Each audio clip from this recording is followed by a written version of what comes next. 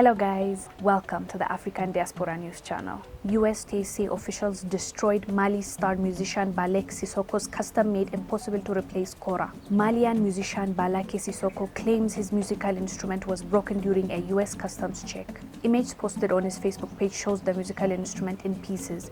He wrote, "The strings, bridge, an entire delicate and complex sound system of amplification has been taken apart." Quote, "Even if all the components that have been disassembled were intact, it takes weeks before a kora of this caliber can return to its previous state of resonance. This kind of custom-made koras are simply impossible to replace." Sissoko claims he checked in the instrument in a hard case at the airport in New York and only inspected it when he arrived back at his apartment in Paris. The leaflet from the Transportation Security Authority (TSA) said a security agent has inspected the case and apologized for any inconvenience caused. Sissoko's fans took to social media to voice their support for the musician and demand an apology from US Customs. This is a respected musician.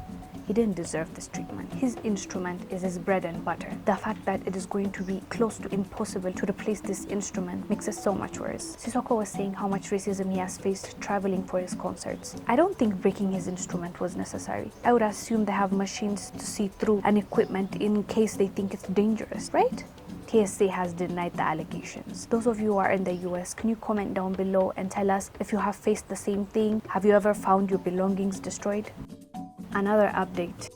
African Union holds Silencing the Guns Summit. Heads of state and government officials from across Africa have gathered in Ethiopia's capital for talks primarily focused on ways to end regional violence, including the conflicts in South Sudan and Libya. The 33rd African Union Summit, which opened on Sunday in Addis Ababa, is being held under the theme Silencing the Guns, creating conducive conditions for Africa's development. Cyril Ramaphosa made a speech at the AU Summit. He's the new chairperson who took over from LCC. He's the Egyptian president. So yeah, the topic sounds great, silencing the guns and focusing on creating a stable Africa and working on those destabilized countries and making sure that there is peace.